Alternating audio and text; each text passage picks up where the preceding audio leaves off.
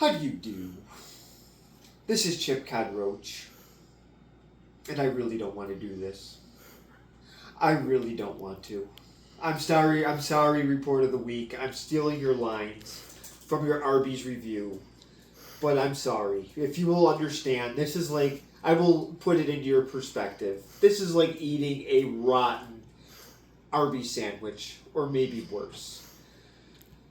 Yes, I am reviewing the, let's just call it the 00 movie. Instead of 007, it's 00.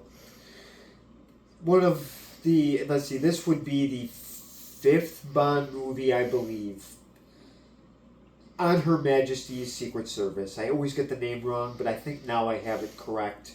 That's fine. And at the end of this review, as you can tell, I'm already ill, and I haven't even done the review yet. If I call in sick tomorrow, it's because I have movie poisoning. I have movie poisoning from just watching 10 minutes of this. I watched this years ago because I was making a statement that I would rather watch the worst Bond movie than watch Sunday Night Football. That was a great statement because it was horrible. I watched it beginning to end. I believe I started watching this Saturday, and I couldn't even get through 10 minutes of it. So obviously, you already know this is going to be a bad review. But what kind of reviewer would I be if I did not review bad movies? I've done a few already. The Big Lebowski gave me movie poisoning big time. Zack and Miri gave me movie poisoning as well. The best thing in that movie is when she made coffee. I Love You Man was very close. And Pineapple Express definitely gave me movie poisoning. I threw that out the other day. So here we are. Oh, when I got movie poisoning, I got very sick. My stomach turned green. My face turned green like it is now. Your face looks really, really red right now. Well, that's anger and sunburn. It matches your shirt. Yeah, no, I think my shirt's less red. So, okay, so to describe this 00, yes, this 00 movie on Our Majesty's Secret Service. Sean Connery did not want to do this movie after he did Thunderball, which I did like, but he opted out because they refused to pay him the $1,250,000. I believe it was something I forgot the exact amount. It was over $1 million that they were supposed to pay him. They didn't want to. So Peter Hunt said, "Let's get George Lazenby." Who? Oh boy, I'm glad you're asking. Oh, you never heard of George Lazenby? Nope. Or Lazenby, or whatever you want to call him. Nope. He was in I'm Going to the Tablet because, honestly, I know nothing about this guy other than he was in Wild Geese 2. Never heard of it. I never did either. I just looked it up. But he's in some series of TV movies. Yes, I'm sorry I'm looking him up. I don't care. Because there's a few that I wanted to laugh at. He's in some Emmanuel series. Never heard of it. I didn't... Okay, so he was in Baywatch. Never seen it. So he was in Baywatch. He was in The Order, Hunter. Oh, A Winter Rose has got to be a classic. Never seen it. Dance Angels. You gotta watch that. Never heard of it. Passport to Oblivion. Why couldn't he stay there? Never heard of it. There's got to be some... Oh, God, he's in Batman Beyond. Never seen I it. want to see the series he was in first. And then we'll get back to this. Oh, here we go. Emmanuel's Perfume. Emmanuel's Magic. Emmanuel's Love. Emmanuel in Venice. Why couldn't he drown in the water? Emmanuel's Revenge. This is Chip Roach's Revenge is when he made this. Emmanuel Forever. Oh, well, that's obvious from all the titles. And Superboy. I doubt it. Never seen or heard of any of those. I never did either. I never heard of George Lazenby until my friend told me he recommended that I didn't watch the movie. I bought it for $1. years ago. Let's see. This also stars Deanna Rigg. Nope. That's okay. I never heard of her either. She was in Game of Thrones, apparently. Never watched it. I never did either. Let's see. Telly Savalas. You're cheating, by the way. Oh, I am big time. I never heard of that person either. He plays Blofeld. He is the villain in this, apparently. And Gabriel Furzito. I think that's how you pronounce his name. He Nope. plays Draco. Never heard of him. Oh, I'm sorry. Furzetti. I'm sorry. I have to look these people up. It's just, I never heard of these people before. This movie came out in 1969, and the whole movie was done poorly. Peter Hunt did not direct these other Bond movies. He was on the editorial team.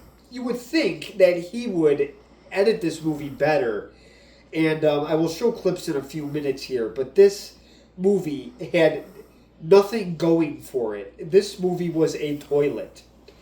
All you want to do was flush it. And it was just, actually, this was a leaky toilet. There's nothing could be fixed in it. So, let's see. Oh, yes, that's right. Then there was also a henchwoman in this movie, and I already forgot her name, too.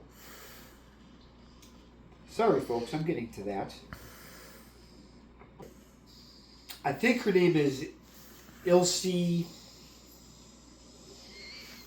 Stop it. And she is Irma Bunt. She is the henchwoman for Blofeld. So, I guess let's try to dive in and watch some clips of this movie. This did come out in, again, 1969. It did get a PG rating. Why, I don't know. But we will look at Lazenby's wonderful performance, and I will show a few clips here.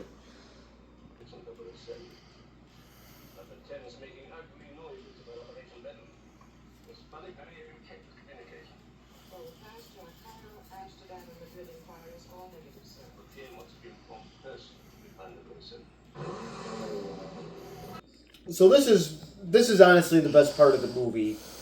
This is Honeypenny, Q, and M talking. They're explaining that they want Bond to go undercover. Let's say he's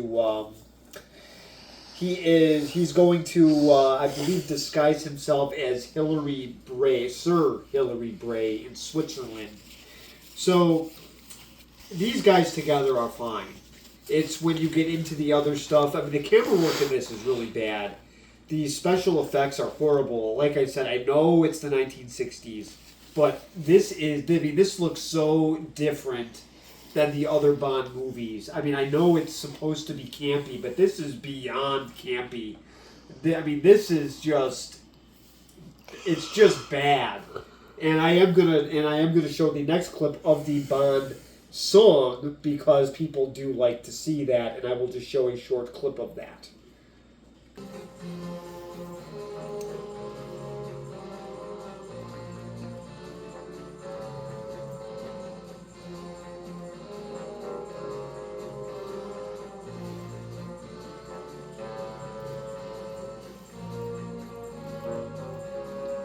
Okay, so this might actually be my favorite part of the movie.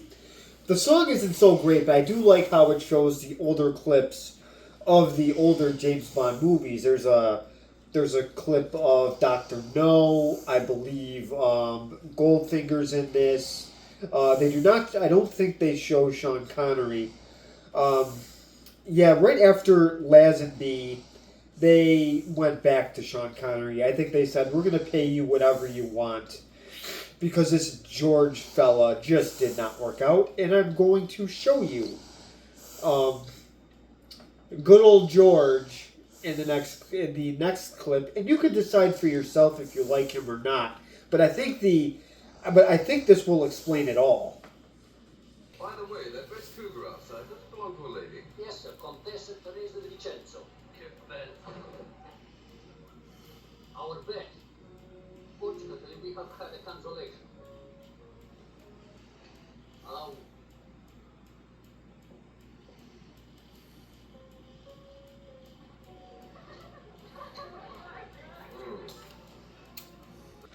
So this is George Lazenby playing Bond, and I don't know about you, but I mean I know it's just one clip, but he looks very, very awkward. He doesn't look as sly and smooth like Sean Connery. They could get somebody else. Urkel could have done a better job. But now we will show a fight scene, because maybe you can agree with me, maybe you can't, but it's bad. So I will show that in just a second.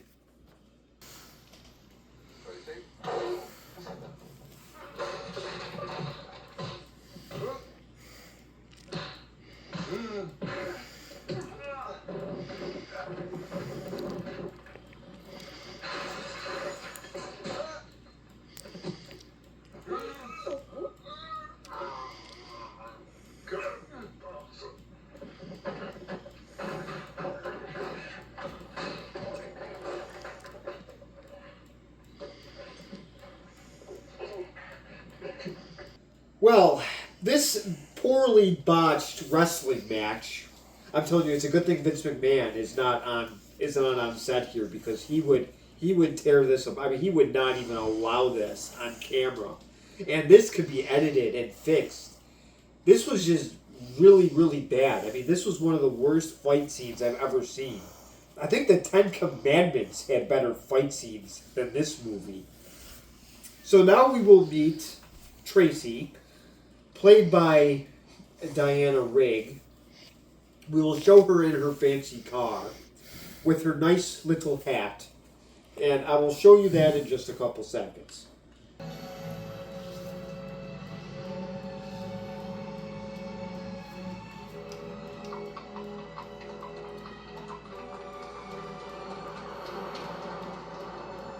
Okay, so we've met Tracy now.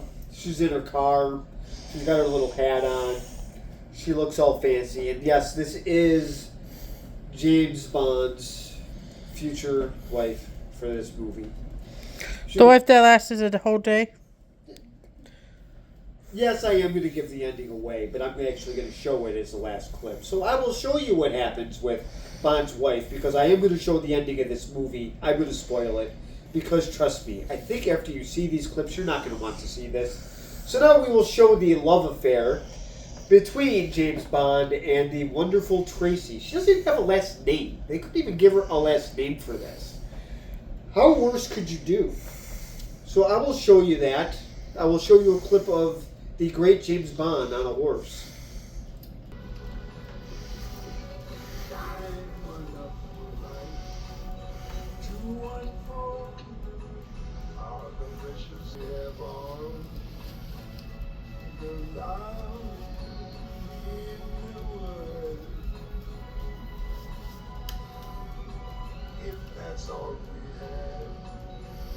So here's the unrealistic love story. Yeah, yes, there's a Louis Armstrong song in the background. So yes, there is some talent in this movie, and it's Louis Armstrong singing. So as you can Who's see, he? he's a singer who did It's a Wonderful World. I sure hope you heard of that song. It's a very famous song. No?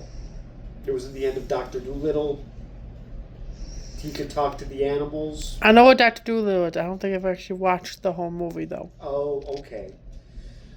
Well, Louis Armstrong That's awful. was... it's the only talent in this movie. So, he's riding on a horse. She has on a goofy outfit. It shows them having a love affair, which I never buy into. The only thing I bought was the movie for $1.25, and I got ripped off. So we will show Bond impersonating Sir Hilary Bray and meeting Irma Bunt coming off of the train in Switzerland. At least it's taking place in Switzerland, which at least has pretty scenery, but they screwed that up too. So I'll get to that in just a second. Sir Hilary Bray, the same, lady. I'm for Irma Bunt, personal secretary to the Count. How do you do? Have you had a good journey? No, quite intolerable. I'm not a good traveller, I'm afraid. I'm sorry. Couldn't we take you nothing? No, I don't. I don't. Oh, Didn't always be so interested, Hillary. I'm afraid not, Fräulein Hood. Well, interesting name for a genealogist. Are you from a naval family? Naval? It's a nautical term, you see, meaning the baggy or swollen parts of a sail. Nothing personal, of course. Incest. Okay, so this ugly ox is Irma Bunt. As you can see, he meets her as he gets off the train in Switzerland. So yes, this is the henchwoman. And the next clip, I'm sorry, I have to show it. It's just that this part actually did make me laugh, and I honestly forgot about it until now. So we will get to see what wonderful outfit Mr. Hillary Bray gets to wear in the next scene.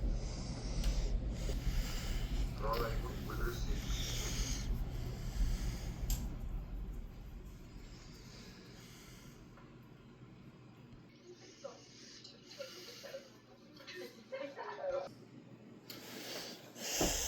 You know what? Honestly, I know that you might think it's a costume, but I think this is what George Lazenby actually wears around his house. I think this was actually from his personal wardrobe itself. He is lame like that. It just wouldn't surprise me. But this goofy outfit, I believe, is from his own personal collection. So I had to show it just because that part really did make me laugh when I first saw it. So now we will finally meet Blaufeld, who is the villain in this movie.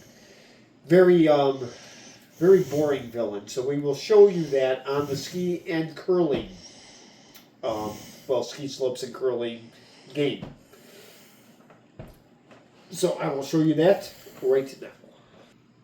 And stripped to Augsburg and finished all off. Not over Christmas. The outside Bless you. Thank you. Bless you. Thank you. That is enough, girlie, for today.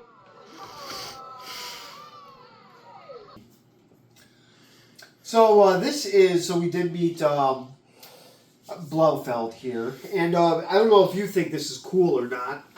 No pun intended. I know it's winter, and this is I believe it's called. It's actually August. Okay, Weisenheimer. It's winter. It's winter on this sucky movie here. Yes, this is the curling court. I believe it's right on the ski slopes. And yes, it is winter. I just found out, I think this is actually a Christmas movie. I gotta see when this movie was actually released. I know it was in 1969, but I'm wondering if this was like the Christmas blockbuster at this time. Okay, so we meet the villain. They're done with the curling game. So now we will find out how they find out that this is James Bond.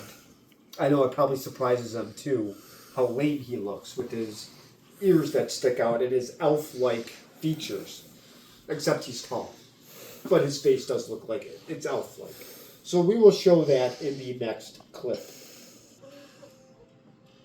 That old cow told you. Fancy meeting you? Poor man.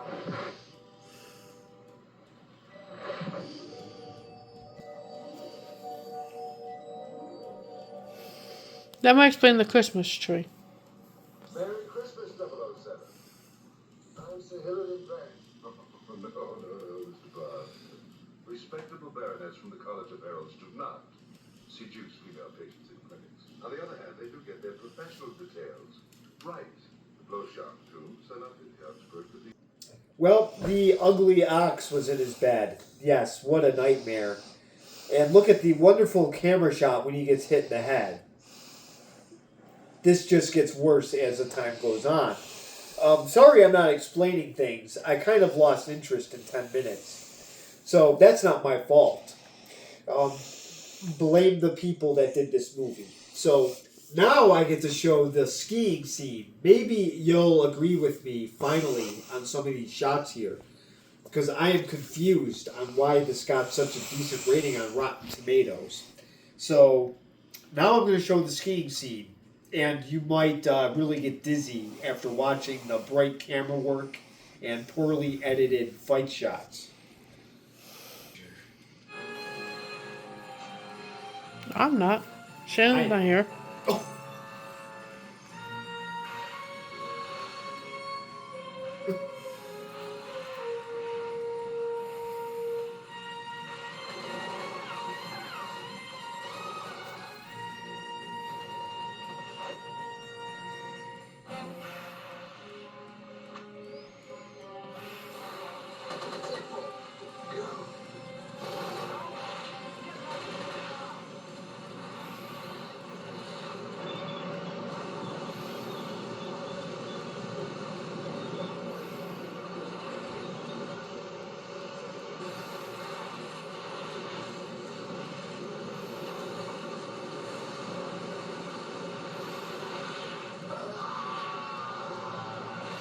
Ooh.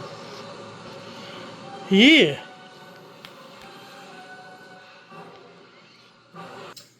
Well, this is the wonderful skiing scene. Yes, I have to say the part with the snowblower was kind of interesting. That might be the best action shot of the movie, but it was very choppy. It kind of looked like that crushing snow cone you had as a kid when you put the Kool-Aid in.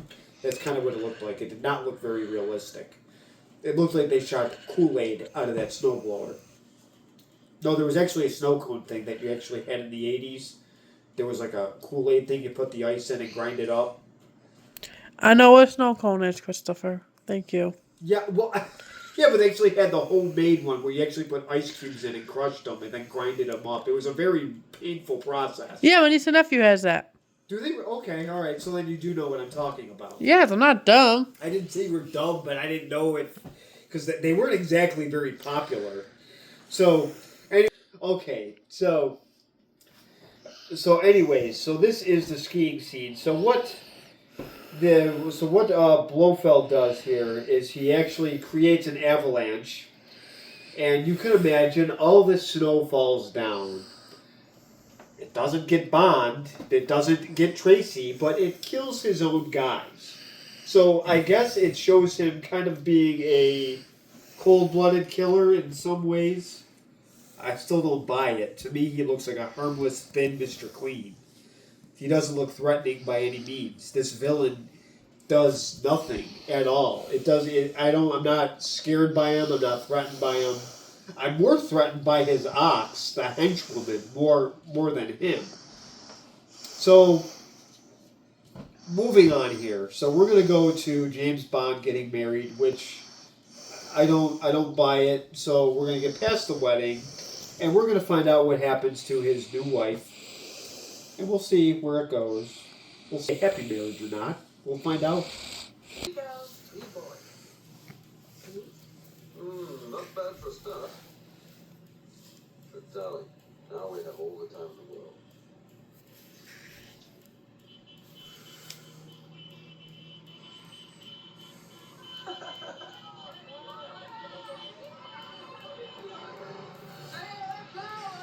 He's got a point. We do look like it has for flowers, don't we? And that reminds me, I didn't even send you flowers. Anyway, you have given me a wedding present. The best I could have. Future. Mrs. Bond, shocked. Up. And don't eat it all at once. He loves me. Instinctively. Infuriatingly. Intensely. Indubitably. First of all, let go.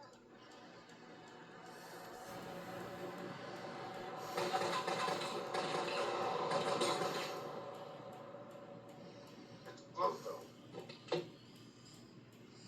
Blofeld.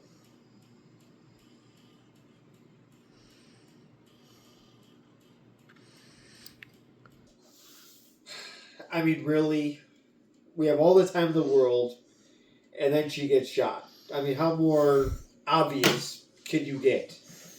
And this is how the movie ends. So, yeah, plain and simple. This sucks. So, do you like this 00?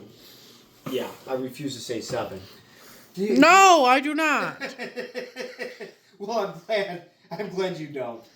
But I want these James Bond fans to actually respond. I mean, what do you really think of this movie? How do people like this movie? How is this liked? Because I would really like people to know. I would like their reason, because for some reason Chris Stuckman likes this. Jeremy Johns probably likes this. I think it's because there's no complicated story here.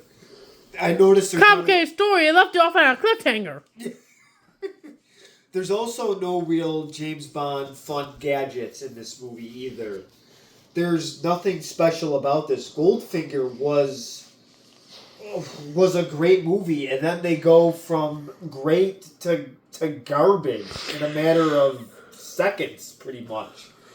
And even Thunderball was a lot better than this. I just gave Thunderball away, but that, whatever.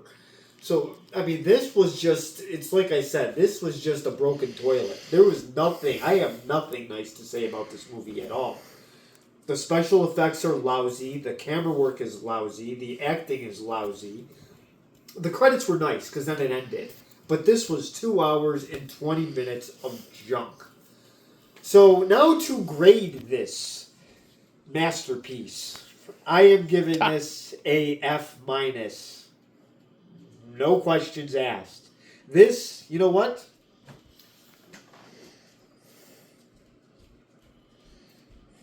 Disc.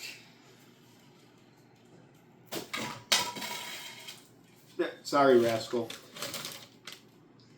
I'm being a good civil person here. I am at least going to put it in the recycling bin. So there it is. That is what I think of this movie. So comment below. Subscribe if you want. And thank you for watching. Good, now go put that back where you got it from. Okay.